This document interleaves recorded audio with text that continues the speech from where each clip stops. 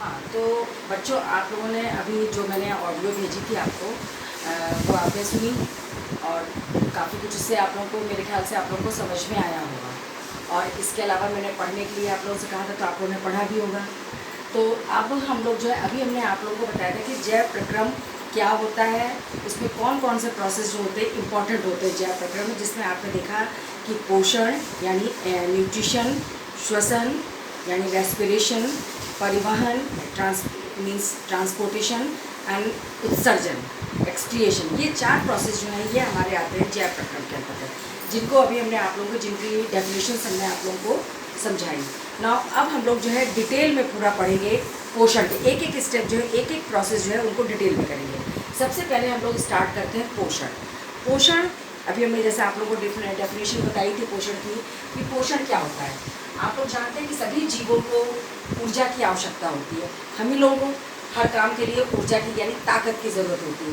खेलने के लिए, साइकिल चलाने के लिए, दौड़ने के लिए ऊर्जा की ज़रूरत होती है। इसके अलावा जब हम कोई काम नहीं भी कर रहे होते हैं तब भी हमें ऊर्जा की ज़रूरत होती है। क्यों? क्योंकि हम कोई काम नहीं कर रहे हैं लेकिन हमारे शरीर के जो अंदरूनी अंग हैं, जो आंतरिक अंग हैं, वो कुछ ना कुछ जैविक क्रियाएं करते रहते हैं, लगातार वो क्रिया करते रहते हैं।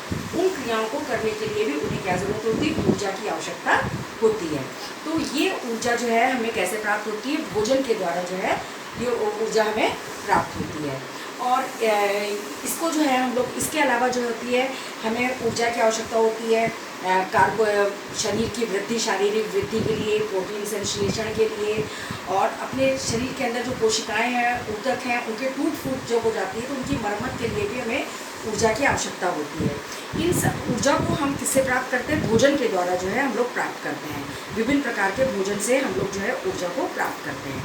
अच्छा, कुछ जीव जो होते हैं बहुत सरल जीव होते हैं, वो लोग जो है डायरेक्ट अकार्बनिक पदार्थ। अकार्बनिक पदार्थ का मतलब क्या होता है कि कार्बन डाइऑक्साइड और जल। कार्बन डाइऑक्साइड का सूत्र आप लोगों को मालूम है क्या होता है? CO2। और जल का सूत्र क्या होता है? H2O। कार्बन डाइऑक्साइड और जल जैसे अकार्बनिक पदार्थों से वो क्या करते हैं? भोजन बना लेते हैं, अपना भोजन बना लेते हैं। इसके अंतर्गत कौन कौन आता है कि कौन से जीव ऐसे हैं जो कार्बन डाइऑक्साइड और जल के माध्यम से अपना भोजन बना लेते हैं? वो हैं हरे पेड़ पौधे और कुछ जीवाणु।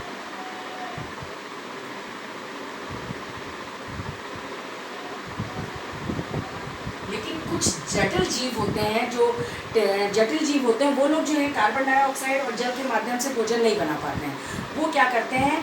जटिल पदार्थों को तोड़ करके उनको सरल पदार्थों में तोड़ लेते हैं, उससे ऊर्जा प्राप्त करते हैं। और इस क्रिया के लिए उन्हें विभिन्न प्रकार के उत्प्रेरक मतलब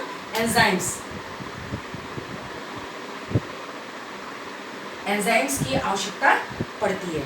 तो इस प्रकार से उन्हें जो है जो अपना भोजन जटिल जीवों को तोड़ करके उनसे प्राप्त करते हैं वो होते हैं विषमपोषी।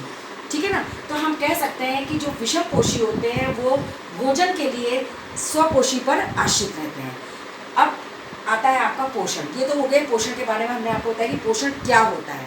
ना पोषण जो होता है वो 2 प्रकार का होता है, स्वपोषण और विषमपोषण। स्वपोषण यानी स्व का मतलब क्या होता है? अपने आप, और पोषण का मतलब अपने आप पोषण, अपना पोषण जो है जो स्वयं कर लेते हैं उन्हें हम लोग क्या कहते हैं? स्वपोषण कहते हैं। ऑटोट्रॉपिक यानी हरे पेड़ पौधे और कुछ जीवाणु जो होते हैं ये स्वपोषण करते हैं। कैसे करते हैं? ये अपना भोजन जो है स्वयं बना लेते हैं कार्बन डाइऑक्साइड और जल की सहायता से। दूसरे होते हैं विषमपोषी।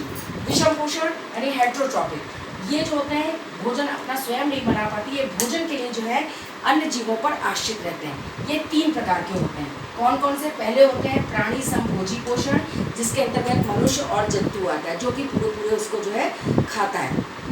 ठीक है। दूसरे होते हैं व्रतोपजीवी यानी सैप्रोफिटिक, ये जो है अपना भोजन कैसे प्राप्त करते हैं? सड़े गले पदार्थों से ये अपना भोजन प्राप्त करते हैं। और तीसरे टाइप के होते हैं परजीवी, जो अपना भोजन किसी अन्य जीव के शरीर से प्राप्त करते हैं। जैसे कि आपको मालूम है कि पेट में छोटे छोटे हमारे आंतों में कीड़े वगैरह होते हैं, एस्केरिस वृत्ताक्रमी, 9th में हमने आप लोगों को पढ़ाया था इसके बारे में। तो ये जो होते हैं ये क्या है? ये हमारे शरीर के अंदर रहते हैं और हम ही से भोजन ये प्राप्त कर, हमारे ऊपर ये आश्रित होते हैं। तो ये क्या कहलाते हैं? परजीवी। आप लोगों को समझ में आया कि पोषण जो होता है 2 प्रकार के होता है, स्वपोषण और विषम पोषण।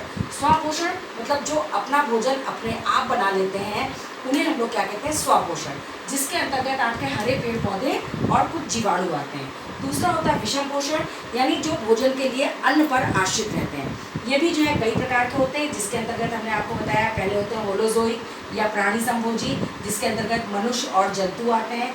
दूसरे होते हैं मृतोपजीवी, मृतोप यानी मृत, सड़ी गली चीज़ों से अपना भोजन प्राप्त करने वाले, जिसके अंतर्गत आपके कौन आते हैं, कवक आते हैं, विभिन्न प्रकार के कवक हैं और फंजाई हैं। और तीसरा आता है परजीवी, जो किसी अन्य जीव से, जीवित जीव से भोजन को प्राप्त करता है। ठीक है, सबको समझ में आ गया ना। सबसे पहले अब हम लोग डिटेल में अब हम लोग पढ़ेंगे स्वपोषी पोषण क्या होता है।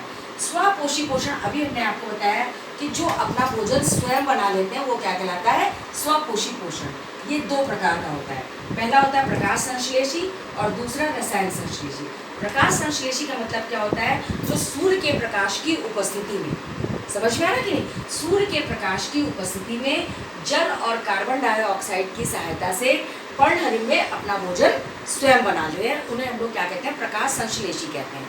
दूसरे होते हैं रसायन संश्लेषी, कुछ विशेष प्रकार के जो जीवाणु बैठे होते हैं जो कि सल्फर इत्यादि का उपयोग करके भोजन बना लेते हैं, उन्हें हम लोग क्या कहते हैं, रसायन संश्लेषी कहते हैं। ठीक, अब हम लोग सबसे पहले क्या है आपका प्रकाश, हम लोग को जो पढ़ना है, मेन फोकस करना है प्रकाश संश्लेषण क्या होता है। ठीक है, तो सबसे पहले हम आप लोगों को बताएंगे प्रकाश संश्लेषण का क्या मतलब है। प्रकाश संश्लेषण जैसा कि प्रकाश संश्लेषण, प्रकाश के द्वारा किसी चीज़ को बनाना, इसमें क्या होता है, हरे पेड़ पौधे जो होते हैं वो कार्बन डाइऑक्साइड कहाँ से मिली, वायुमंडल से। आप लोग को मालूम है कि हमारी वायु जो है विभिन्न प्रकार की गैसों का मिश्रण है, जिसमें कि कार्बन डाइऑक्साइड गैस होती है। पौधे जो हैं वो क्या करते हैं, वायुमंडल से कार्बन डाइऑक्साइड गैस लेते हैं और पानी, वाटर, H2O, समझ में आ रहा है, ये जल कहाँ से मिला पौधों को, उनकी जड़ें जो होती हैं वो ज़मीन से जल को अवशोषित करती हैं। जल, कार्बन डाइऑक्साइड वायुमंडल से मिली, जल उनको उनकी जड़ों ने अवशोषित किया, सूर्य के प्रकाश की उपस्थिति में पर्णहरिम। अब ये मेन वर्ड जो है, ये आया वर्ड पर्णहरिम। पर्णहरिम के बारे में आप लोगों को कुछ याद होगा, कोशिका चैप्टर में 9th में जब हम लोगों ने कोशिका चैप्टर पढ़ा था तो उसमें हमने आप लोगों को कोशिका के जीवित कोशिकांग पढ़ाए थे, जिसमें हमने पर्णहरिम के बारे में बताया। विभिन्न प्रकार के लवक आपने पढ़े थे, जैसे पर्णहरिम और जिसे हम लोग क्लोरोफिल कहते हैं, और इसके अलावा ल्यूकोप्लास्ट, क्रोमोप्लास्ट, ये 3 चीज़ें पढ़ी थी। तो पर्णहरिम क्या होता है, जो पौधे हरे रंग के होते हैं, पौधे किस कलर के होते हैं, हरे रंग के होते हैं। तो ये हरा रंग जो पौधों में वो क्यों होता है, पर्णहरिम की उपस्थिति के कारण ही पौधे क्या होते हैं, हरे रंग के होते हैं। और यही बहुत ही इंपॉर्टेंट है, इसी पर्णहरिम से ही जो है पौधे अपना भोजन जो है, अगर पर्णहरिम पौधों में नहीं होगा तो वो भोजन नहीं बना सकते हैं। तो मेन क्या चीज़ ज़रूरी है, पर्ण, सूर्य के प्रकाश की उपस्थिति में पर्णहरिम की सहायता से ये क्या करते हैं, अपना भोजन बनाते हैं। वो किस रूप में बनता है भोजन, ग्लूकोज, कार्बोहाइड्रेट, जिसे हम लोग क्या कहते हैं, कार्बोहाइड्रेट, ग्लूकोज के रूप में बनता है। इसके अलावा उसमें ऑक्सीजन गैस निकलती है और कुछ मात्रा में पानी भी निकलता है। समझ में आया। तो ये पूरी ये जो केमिकल रिएक्शन लिखी है, तो कुल मिलाकर के प्रकाश संश्लेषण क्या कहते हैं, वह प्रक्रिया जिसमें हरे पेड़ पौधे सूर्य के प्रकाश की उपस्थिति में जल और कार्बन डाइऑक्साइड की सहायता से पर्णहरिम के द्वारा जो है कार्बोहाइड्रेट का निर्माण कर, कार्बोहाइड्रेट क्या है, पौधों का भोजन, समझ में आ रहा है, कार्बोहाइड्रेट का निर्माण करते हैं। और इस क्रिया में क्या, कौन सी गैस निकलती है, ऑक्सीजन गैस निकलती है। और यही गैस जो है वायुमंडल में जाती है, जिसका उपयोग हम लोग सांस लेने के लिए इस गैस का उपयोग करते हैं। तो इस पूरी क्रिया को हम लोग क्या कहते हैं, प्रकाश संश्लेषण या फोटोसिंथेसिस। देखिए ये एक पेड़ है, पेड़ आपको मालूम है कि पेड़ पूरा हरे रंग का होता है। हरा रंग क्यों है, क्योंकि उसमें क्लोरोफिल पाया जाता है। आप लोग बिल्कुल इस बात को ध्यान से सुनेंगे और हमेशा याद रखेंगे कि पौधों का हरा रंग क्यों होता है, क्लोरोफिल की उपस्थिति के कारण पौधे हरे होते हैं और इसी के कारण ये अपना भोजन स्वयं बना लेते हैं। अब आता है प्रश्न, हम लोग क्यों नहीं अपना भोजन बना पाते हैं, तो हम लोग क्यों नहीं बना पाते, क्योंकि हमारे पास पर्णहरिम नहीं है। अगर हमारे पास भी पर्णहरिम होता तो हम भी सूर्य के प्रकाश की उपस्थिति फर्स्ट क्लास अपना भोजन बना लेते, हमें किसी कुछ की जरूरत ही नहीं होती कुछ काम करने के लिए। तो लेकिन ऐसा नहीं होता है, तो पर्णहरिम चूंकि नहीं पाया जाता है इसलिए हम लोग अपना भोजन नहीं बना पाते और भोजन के लिए हम लोग किस पर आश्रित हैं, पौधों पर आश्रित हैं। तो देखिए पौधे जो हैं ये क्या करते हैं, सूर्य का प्रकाश इनको मिलता है और कार्बन डाइऑक्साइड वायुमंडल में जो कार्बन डाइऑक्साइड है वो पौधों को लेते हैं। पौधों में कार्बन डाइऑक्साइड कैसे गई? जो पौधों की पत्तियां होती हैं, इसमें क्या होता है, ये पत्ती है पौधों की, पत्ती की सतह पर छोटे छोटे से, बहुत ही छोटे छोटे से छिद्र होते हैं जो कि हमें दिखाई नहीं पड़ते हैं, आंखों से दिखाई नहीं पड़ते, बहुत छोटे। आप एक पत्ती को तोड़ करके उसकी उल्टी सतह पर ध्यान से उसको देखिए तो आपको छोटे छोटे, बहुत छोटे छोटे से छिद्र होते हैं, जनरली वो दिखाई नहीं पड़ते। इन छिद्रों को क्या बोला जाता है? रंध्र या स्टोमेटा कहते हैं। ये छोटे छोटे छिद्र जो होते हैं, इन्हीं के द्वारा जो है कार्बन डाइऑक्साइड पौधे के अंदर प्रवेश करती है। ठीक है, तो पौधों ने क्या किया कि वायुमंडल से कार्बन डाइऑक्साइड ली, सूर्य से उनको सूर्य का प्रकाश मिला। सूर्य का प्रकाश कब मिलेगा? दिन के समय में। और जड़ें जो होती, पौधे की जड़ें जो होती हैं, वो जमीन से क्या करती है? जल को अवशोषित करती है। तो तीनों चीज़ें मिल गई। तो इससे जो है वो क्या करते हैं? भोजन का निर्माण या कार्बोहाइड्रेट का निर्माण करते हैं। कार्बोहाइड्रेट जो जितनी उन्हें ज़रूरत होती है उतना उनकी जैविक क्रियाओं में कार्बोहाइड्रेट इस्तेमाल होता है। बाकी जो उनके पास एक्स्ट्रा बन जाता है, एक्स्ट्रा फूड बन जाता है, वो उसको स्टार्च के रूप में अपने अंदर कलेक्ट कर लेते हैं। पौधे के विभिन्न भागों में वो भोजन जो है एकत्रित हो जाता है, कहीं पत्तियों में, जड़ों में, तने में, जड़ों में, तने में, बीज में, सब जगह एकत्रित हो जाता है। और इसीलिए पौधे के इन्हीं भागों का हम लोग भोजन के रूप में इस्तेमाल करते हैं। आप लोग देखते हैं साग सब्जियाँ खाते हैं, कुछ सब्जियों की पत्तियाँ खाते हैं, किसी की जड़ खाते हैं, किसी का तना खाते हैं, किसी का बीज खाते हैं। खाते कि नहीं खाते? क्यों खाते? कि इन सब जगहों पे क्या होता है, एक्स्ट्रा भोजन जो पौधों से ज़्यादा भोजन बन गया वो इन भागों में एकत्रित हो जाता है, और उसी का इस्तेमाल हम लोग किसमें करते हैं?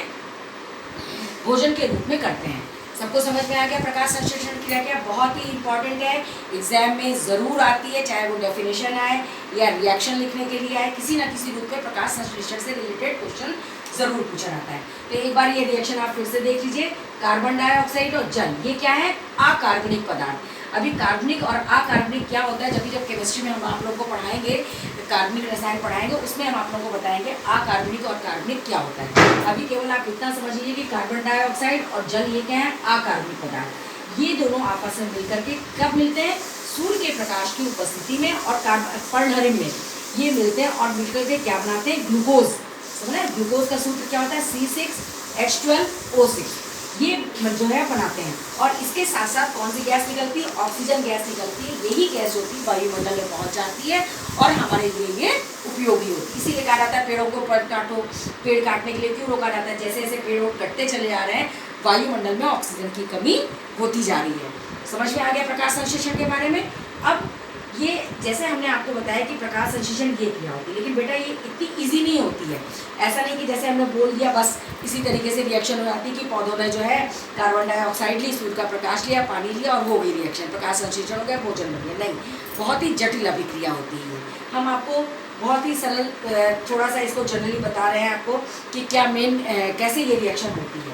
प्रकाश संश्लेषण क्रिया जो होती है मुख्यतः 3 स्टेप्स में कंप्लीट होती है। समझ में आया कि नहीं? सबसे पहले क्या होता है? क्लोरोफिल। क्लोरोफिल मतलब पर्णहरित। पर्णहरित द्वारा जो है प्रकाश ऊर्जा को अवशोषित करना। सबसे पहले जो पौधों में पर्णहरित पाया जाता है, पत्तियों में जो हरा भाग है पौधा का, वहाँ पे क्लोरोफिल होता है। पौधे के क्लोरोफिल जो होते हैं वो क्या करते हैं?